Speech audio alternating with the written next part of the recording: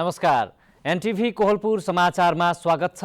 म प्रेम बुढा छेत्री र साङ्केतिकरणमा हुनुहुन्छ दोभाषे रति बस्नेत। दोस्रो कार्यकालका लागि स्थानीय तहको निर्वाचन हुन अब 20 दिन मात्रै बाँकी छ। या भनौँ जनप्रतिनिधिहरूको पहिलो 5 वर्ष कार्यकाल अन्तिम हुँदैछ। अन्तिम 5 वर्ष कार्यकालको यो जनताले समीक्षा अवश्य पनि गरेका छन् भने सुरक्षा रणनीतिसहित सुरक्षा निकायहरू कार्यक्षेत्रमा खटिएका पनि छन्। आजको समाचारमा फेरि दोहोरिने चाहना बढेपछि पदबाट राजीनामा दिने दाङका जनप्रतिनिधिहरूको विषय छ। त्यसबाहेक बाजुराको निर्माणाधीन भवन अलपत्र अनि युद्धका कारण देश छाडेका युक्रेनी नागरिकहरूको घर फिर्ताको प्रसङ्ग पनि। तर सुरुमा प्रमुख समाचार। पालिका चुनावलाई भयरहित सम्पन्न गर्न सुरक्षा निकाय रणनीति सहित कार्यक्षेत्रमा खटिए। बढीमा 30 मिनेट भित्रै पुग्ने गरी नेपाली सेना तैनात हुने। दाङमा मेयरदेखि वडा सदस्यसम्मको दोहोरिने चाहना। पालिका चुनावमा भाग लिन मेयरसहित 82 जनप्रतिनिधिद्वारा पदबाट राजीनामा। जिल्ला अस्पताल बाजुराको 50 शैय्याको भवन निर्माणको सम्झौता सकिएको 1 वर्ष पुरा। 65% काम सकिएको भवन अलपत्र। सेवा प्रवाहमा समस्या। युद्धका कारण देश छाडेका युक्रेनी नागरिकहरू स्वदेश फर्कँदै घर फर्केका नागरिकहरूद्वारा शान्तिको लागि प्रार्थना गर्ने तयारी। र दोस्रो राष्ट्रिय ब्याडमिन्टन प्रतियोगिताको उपाधिको टुङ्गो लाग्यो। पुरुष एकलतर्फ प्रिन्स र महिला एकलतर्फको उपाधि आर्मीकी रसिलालाई।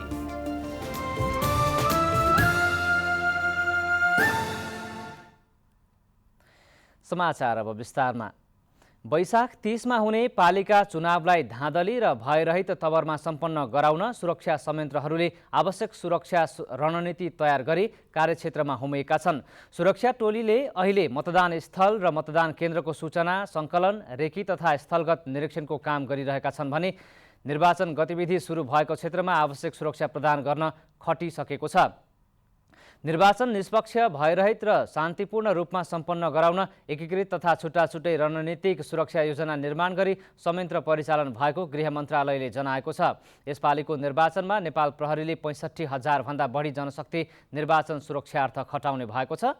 नेपाली सेनाका 71,000 जनशक्ति निर्वाचनमा खटिनेछन्। यस्तै सशस्त्र प्रहरीबाट 32,000 जनशक्ति निर्वाचनमा खटिनेछन्। निर्वाचन प्रयोजनार्थ भर्ना गरिएका 1 लाख म्यादी प्रहरी पनि कार्यक्षेत्रमा खटिसकेका छन्। निर्वाचनको सबै सुरक्षा नेपाल प्रहरीको जिम्मामा हुने र उसको सहयोगी शक्तिका रूपमा बाहिरी घेरामा सशस्त्र प्रहरी र नेपाली सेना तथा राष्ट्रिय अनुसन्धान विभागले काम गर्ने केन्द्रीय प्रहरी प्रवक्ता प्रहरी वरिष्ठ उपरीक्षक विष्णु कुमार केसीले बताउनुभयो। अनुसन्धान विभागलाई भने सूचना सङ्कलनमा मुख्य जिम्मेवारी दिइएको छ। नेपाली सेना भने जुनसुकै ठाउँमा आवश्यक परेको खण्डमा बढीमा 30 मिनेट भित्रमा आइपुग्ने गरी तैनात हुने सैनिक प्रवक्ता सहायक रथी नारायण सिलवालले बताउनुभयो। यसपालि निर्वाचनमा 1,77,33,723 मतदाता कायम भएका छन्। कुल 10,756 मतदान स्थल र 21,955 मतदान केन्द्र तोकिएको छ।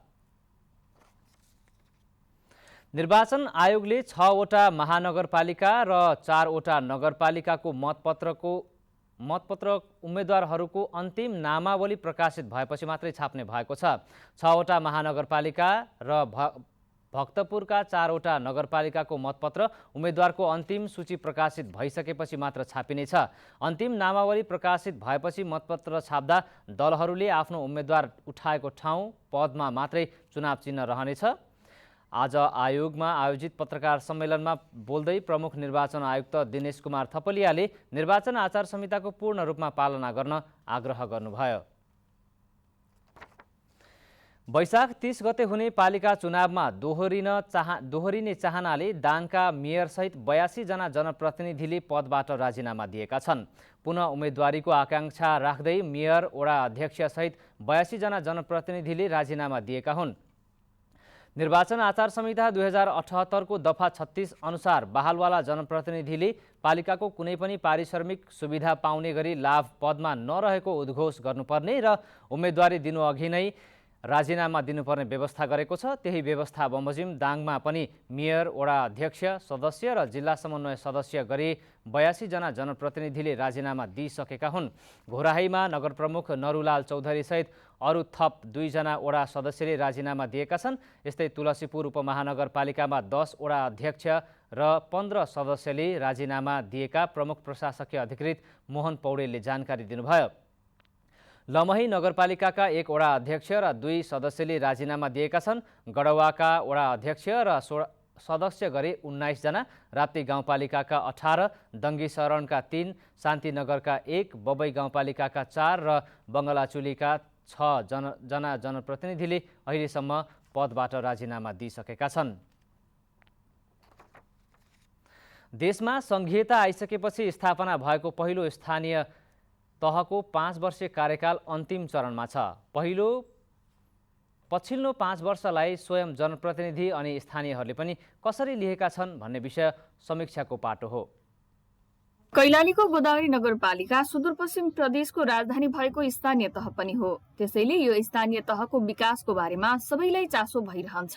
विक्रम सम्वत 2074 सालमा निर्वाचित भएका जनप्रतिनिधि आफ्नो 5 वर्षीय कार्यकालको अन्तिमतिर छन्। तर यही बेला स्थानीयहरूले भने नगरपालिकामा अपेक्षित विकासका कामहरू हुन नसकेको बताएका छन्। घोषणापत्र हेर्ने हो भने लगभग उहाँहरूले धेरै कुराहरू बाँकी छ उहाँहरूको गर्नुपर्ने। नगरपालिकालाई आवश्यक पर्ने नीति निर्माण चाहिँदेखि लिएर भौतिक निर्माणका कामहरू गर्ने पनि सफ्टवेयरमा चाहिँ उहाँहरू चाहिँ पछाडि पर्नुभयो जस्तो मलाई लाग्छ। कैलालीको गोदावरी नगरपालिका वडा नम्बर 7 का हरिसिंह साउदले अहिले पनि गोदावरी नगरपालिकाका स्थानीयहरूले शिक्षा, स्वास्थ्य, कृषि लगायतका क्षेत्रमा विगतदेखिकै समस्या भोग्नु परिरहेको बताउनु भयो। विभिन्न वडाहरूमा शिक्षामा अनि स्वास्थ्यमा पूर्ण रूपले विकास हुनुपर्ने हो। जुन खालको विकास हुनुपर्ने हो त्यो खालको विकास पाइएको छैन। स्थानीय तहमा निर्वाचित भएर आइसकेपछि तीव्र गतिमा विकास गर्छौं भन्ने जनप्रतिनिधिले विकास गर्न नसकेको स्थानीयको गुनासो छ। यही बेला गोदावरी नगरपालिकाका नगर प्रमुख हरिसिंह साउदले भने नगरपालिकाले 5 वर्षको कार्यकालमा धेरै काम गरेको दावी गर्नुहुन्छ। कार्यकालमा विभिन्न समस्याहरू रहे, तर ती समस्याहरूलाई समाधान गर्नको लागि गोदावरी नगरपालिका हामी जनप्रतिनिधिको रूपमा आइसकेपछि धेरै समस्याहरू हल गर्यो। स्वास्थ्यका समस्याहरू, शिक्षाका समस्याहरू, खानेपानीका समस्याहरू, अनि नदी तत्वका समस्याहरू, बाटाघाटाका समस्याहरू, ग्राइबिलका समस्याहरू, विभिन्न उद्यमका समस्याहरू, चाहिँ चेतनाको विकास गर्ने समस्याहरू, महिला दिदीबहिनीहरूलाई उद्यम गर्नुपर्छ भन्ने खालका योजनाहरू, विभिन्न कुराहरूलाई हामीले उठान गर्यौँ। केन्द्र सरकारले समान विकासको अवधारणा अनुसार काम गर्न सकेन भनेर स्थानीय सरकारको पनि अवधारणा ल्याइएको हो। स्थानीय तहको चुनाव हुँदै गर्दा दलका प्रतिनिधिले लोभलाग्दा खालका नाराहरू जनताका सामु लगाए पनि चुनिएका जनप्रतिनिधिले ती नारा अनुसार काम गर्न नसकेको जनताको गुनासो छ। निर्मला खडायत, नेपाल टेलिभिजन, सुदूरपश्चिम प्रदेश, कैलाली। स्थानीय तहको निर्वाचन आउने दिन अब नजिकै छ। गाउँ सहर सबैतिर चुनावी माहौल छ। यसै सन्दर्भमा आज हामीले अबको पालिका चुनावमा कस्तो नेतृत्व आउनुपर्छ भन्ने चाहनुहुन्छ भनेर कञ्चनपुरका केही स्थानीयलाई सोधेका छौँ। हेरौँ आजको आवाजमा।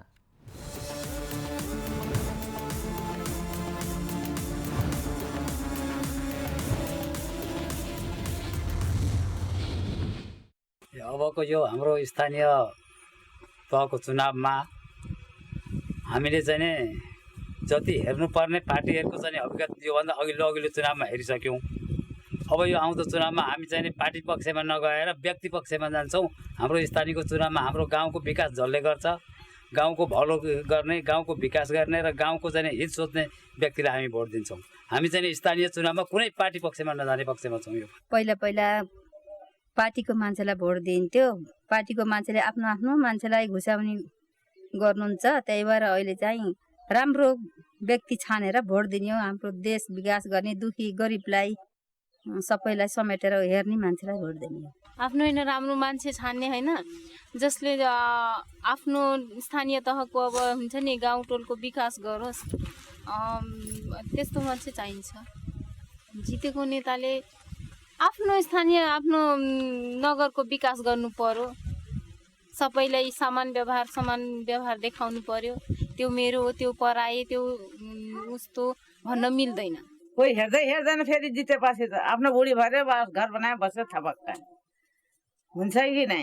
हामी जस्ता मान्छेले कहाँ पछि त कोही मुखै बोल्दैनन् किन हामी त कोही हेर्दैन अहिलेसम्म कोही हेरेकै पनि छैनन् कहिले 1 रुपियाँ पनि दिन्नन् दिने पनि मागे पत्याउँदैनन् दिँदैनन् पार्टीले किन दिने पार्टी के दिन्छ र हामीलाई हैन पार्टीले केही दिँदैनन् आफ्नो व्यक्ति हेरेर दिन्छौँ भोट खास गरी यो स्थानीय निर्वाचन भएको हुनाले म चाहिँ मेरो वडा र मेरो नगरमा जुन विकास प्रेमी स्वच्छ छवि भएको अनि नेतृत्वको लागि एउटा कुशल व्यक्तिलाई म चाहिँ भोट दिन्छु।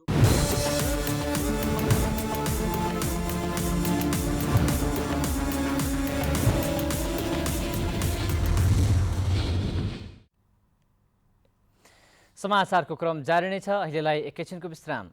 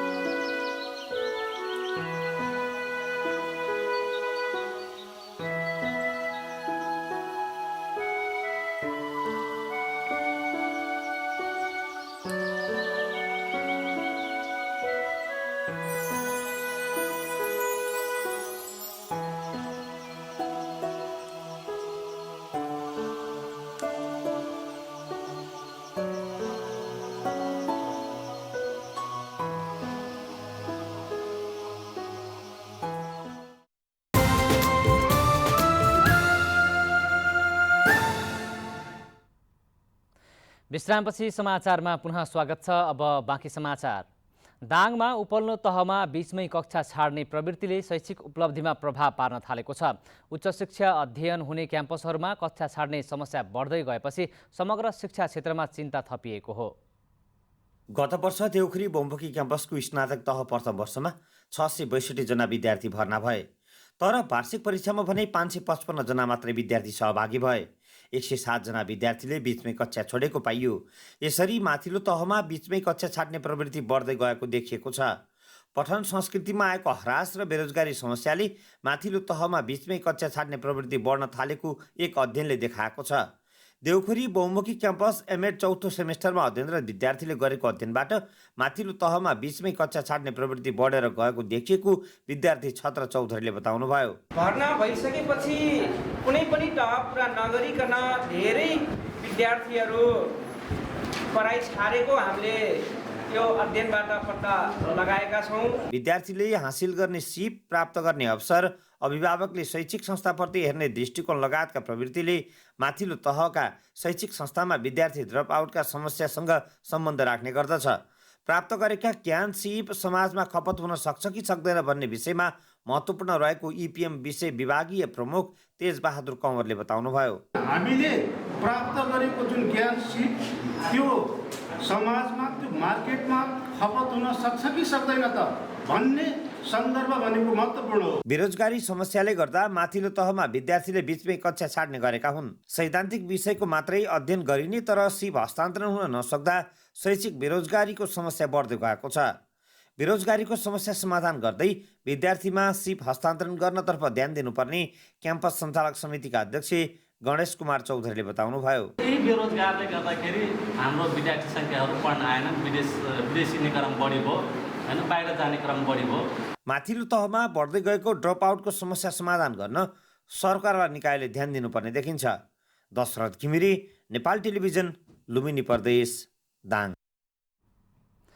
जिल्ला अस्पताल बाजुराको 50 शैय्याको भवन समयमै सम्पन्न नहुँदा सेवा प्रवाहमा समस्या आएको छ। 2075 साल वैशाख 5 गतेबाट डाँफे लोहनी पिएसजेभी डोटीले निर्माणको काम सुरु गरेको थियो। 2078 वैशाख 5 मा सक्ने गरी सम्झौता भएको भए पनि भवन निर्माण समयमै सम्पन्न हुन नसकेको हो। अहिलेसम्म भवन निर्माणको 65% सम्पन्न काम सम्पन्न भएको छ। समयमै भवन निर्माण हुन नसक्दा सुत्केरी सेवा, इमर्जेन्सी सेवा लगायतका सेवा एउटै ठाउँबाट दिनु परेको अस्पतालका प्रमुख डाक्टर प्रकाश राज जोशीले बताउनुभयो। गत बिहीबारदेखि विधिवत रूपमा सञ्चालनमा आएको भैरहवा स्थित गौतम बुद्ध अन्तर्राष्ट्रिय विमानस्थलमा जजिरा एयरलाइन्सले जेठ 2 गते बुद्ध पूर्णिमाकै दिनबाट उडान सुरु गर्ने निश्चित भएको छ। 278 यात्रु बोक्न सक्ने क्षमताको न्यारोबडी जहाजले उडान भर्ने भएको हो। उक्त दिन जजिराको न्यारोबडीले आफ्नो जहाज मार्फत यात्रु ल्याई गौतम बुद्ध अन्तर्राष्ट्रिय विमानस्थलमा अवतरण गर्ने र त्यसको भोलिपल्ट नेपालबाट 30 जनाभन्दा बढी यात्रु बोकी कुवेतका लागि उडान भर्ने योजना रहेको नेपाल नागरिक उड्डयन प्राधिकरणले जनाएको छ। त्यसपछि सोमबार, बुधबार र शुक्रबार गरी साताको 3 दिन नियमित उडान भर्ने गरी प्रक्रिया अघि बढाइएको छ। पश्चिम नवलपरासीको सुनवल नगरपालिका कोरोना भाइरस कोभिड-19 विरुद्धको पूर्ण खोप नगरपालिका घोषणा भएको छ। एक कार्यक्रमका बीच नगरलाई प्रमुख जिल्ला अधिकारी श्रवण कुमार पोखरेलले कोरोना विरुद्धको पूर्ण खोप नगर घोषणा गर्नुभएको हो। 12 वर्षभन्दा माथिका सबै नागरिकले कोरोना विरुद्धको खोप लगाएपछि नगरलाई जिल्लाको पहिलो र देशभरमा 5औं पूर्ण खोप नगरपालिका घोषणा गरिएको हो। खोप अभियान सुरु भए पनि विविध कारणले खोप केन्द्रसम्म पुगेर खोप नलगाएका 3890 जना नागरिकलाई खोजौं र खोप लगाउँ अभियान सञ्चालन गरिएको थियो। समाचारको क्रम जारी नै छ, एकैछिनको विश्राम।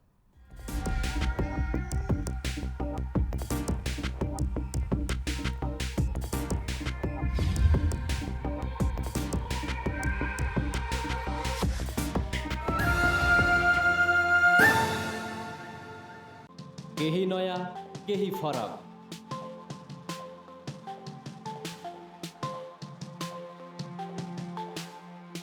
राष्ट्रिय सञ्चारको मेरुदण्ड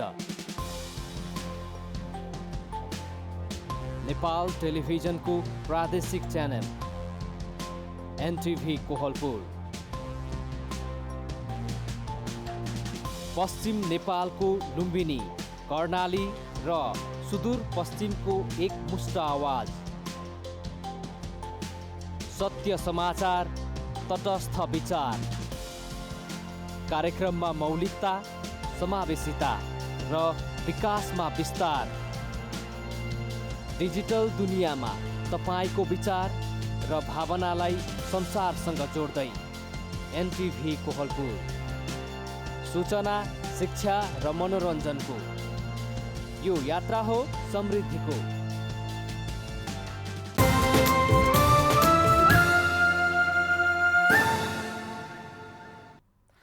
तपाईं एनटिभी कोहलपुर हेर्दै हुनुहुन्छ। अब बाँकी समाचार।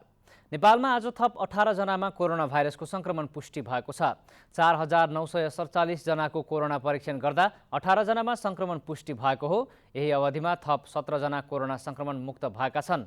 यो सँगै सक्रिय संक्रमितको संख्या 283 मा झरेको स्वास्थ्य तथा जनसङ्ख्या मन्त्रालयले जनाएको छ।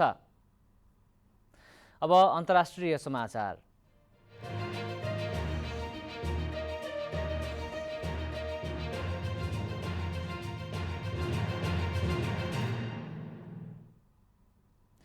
रुसको आक्रमणका कारण देश छाडेका युक्रेनी नागरिकहरू आफ्नो देश फर्कन थालेका छन्। पछिल्ला केही दिन यता युक्रेन पोल्यान्ड सीमामा स्वदेश फर्कनेहरूको लर्को लागेको समाचारमा उल्लेख छ। युद्ध सुरु भए यता अहिलेसम्म 51 लाख युक्रेनीले देश छाडेका छन्। तर पछिल्लो समय देश फर्कने बढिरहेको र गएको हप्ता दैनिक 30,000 जनाको नागरिकहरूले युक्रेन प्रवेश गरेका संयुक्त राष्ट्र सङ्घले जनाएको छ। देश फर्किएका नागरिकहरूले यसै हप्ता ठूलो सभा गरेर शान्तिका लागि प्रार्थना गर्ने योजना रहेको जनाइएको छ। युक्रेनबाट सबैभन्दा धेरै पोल्यान्डमा 28 लाख, रोमानियामा 7 लाख, हङ्गेरीमा 5 लाख, माल्दोभोमा 4.5 लाख, रुसमा झन्डै 6 लाख जना नागरिकहरू शरणार्थीका रूपमा पुगेका थिए। अफगानिस्तानमा भएको बम विस्फोटमा बालबालिका सहित 33 जनाको ज्यान गएको छ।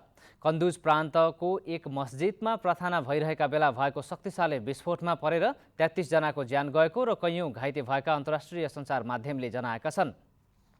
यसै हप्ता अरू 2वटा ठूला विस्फोट गराइएको आइएसआइएस समूहले नै आक्रमण गरेको हुन सक्ने अनुमान गरिएको छ।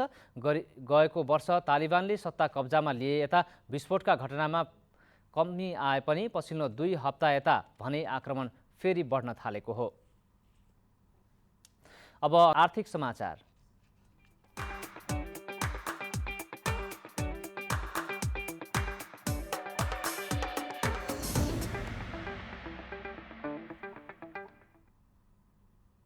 चालु आर्थिक वर्षको साउनदेखि चैतसम्मको 9 महिनामा निर्यातमा वृद्धि भएको छ। भन्सार विभागले सार्वजनिक गरेको चैत मसान्तसम्मको तथ्याङ्क अनुसार 69.44% स्वदेशी वस्तुको निर्यातमा वृद्धि भएको हो। विभागको तथ्याङ्क अनुसार 9 महिनामा 1,57,57,57 लाख रुपियाँ बराबरको स्वदेशी वस्तुको निर्यात भएको छ। गएको आर्थिक वर्षको त्यही अवधिमा नेपालबाट 94,76,71,71 लाख रुपियाँ बराबरको सामान निर्यात भएको थियो। चालु आर्थिक वर्षको 9 महिनामा निर्यातसँगै आयातमा समेत वृद्धि भएको छ। 9 महिनामा 31.97% आयातमा वृद्धि हुँदै 14,66,66,20 लाख रुपियाँ भन्दा बढीको आयात भएको छ। यो गएको आर्थिक वर्षको तुलनामा झन्डै 3 खर्बले बढी हो। अब खेलकुद समाचार।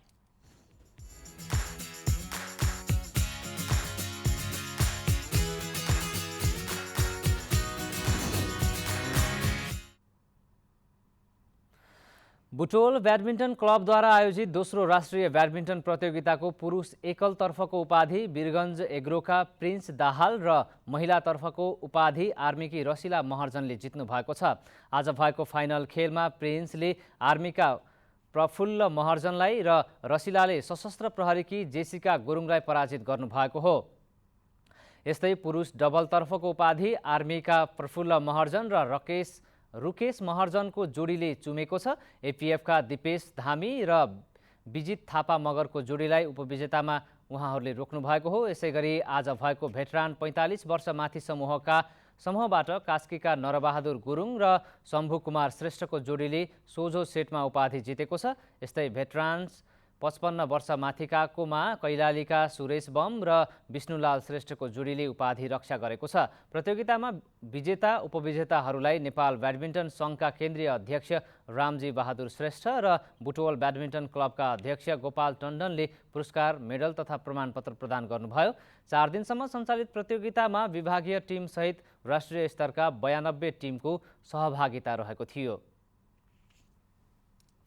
अब मौसम।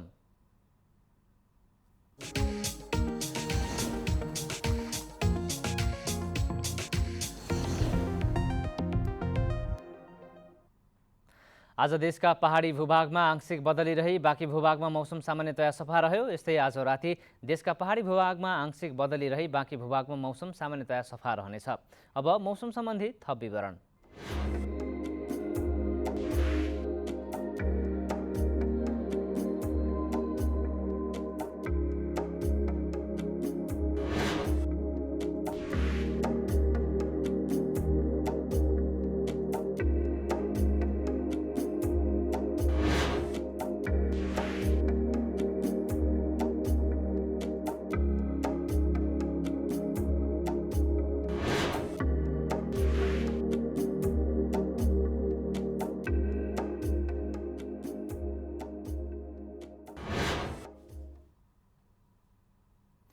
समाचारको अन्त्यमा प्रमुख समाचार पुनः एकपटक। पालिका चुनावलाई भयरहित सम्पन्न गर्न सुरक्षा निकाय रणनीति सहित कार्यक्षेत्रमा खटिए। बढीमा 30 मिनेट भित्रै पुग्ने गरी नेपाली सेना तैनात हुने। दाङमा मेयरदेखि वडा सदस्यसम्मको दोहोरिने चाहना। पालिका चुनावमा भाग लिन मेयरसहित 82 जना जनप्रतिनिधिद्वारा पदबाट राजीनामा। जिल्ला अस्पताल बाजुराको 50 शय्याको भवन निर्माणको सम्झौता सकिएको 1 वर्ष पुरा। 65% काम सकिएको भवन अलपत्र। सेवा प्रवाहमा समस्या। युद्धका कारण देश छाडेका युक्रेनी नागरिकहरू स्वदेश फर्कँदै। घर फर्केका नागरिकहरूद्वारा शान्तिको लागि प्रार्थना गर्ने तयारी। र दोस्रो राष्ट्रिय ब्याडमिन्टन प्रतियोगिताको उपाधिको टुङ्गो लाग्यो। पुरुष एकलतर्फ प्रिन्स र महिला एकलतर्फको उपाधि आर्मीकी रसिलालाई।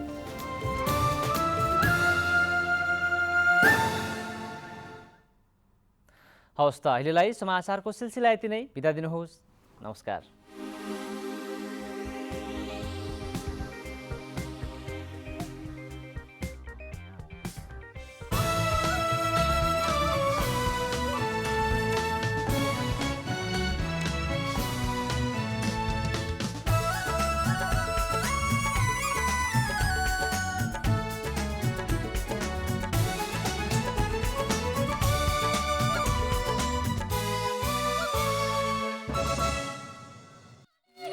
माया संसार